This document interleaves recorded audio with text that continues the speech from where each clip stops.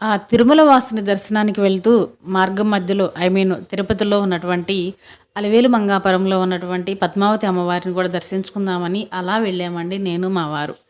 ఎప్పుడో అంటే చాలా సంవత్సరాలు అవుతుంది. దాదాపు ఒక 12 ఆర్ 13 ఇయర్స్ అవుతుందని నేను వెళ్ళి మళ్ళీ ఇన్ని సంవత్సరాల తర్వాత వెళ్ళాను. చాలా మార్పులైతే జరిగాయి. నాకు బాగా నచ్చింది టెంపుల్. దర్శనం అయిపోయిన తర్వాత బయటకు వచ్చేసిన తర్వాత ఇలా చాలా విషయాలు నన్నైతే ఆకర్షించాయి. ముఖ్యంగా అమ్మవారి టెంపుల్‌కి ఎదురుగా వెలుగుతున్నటువంటి ఆ అఖండ జ్యోతి.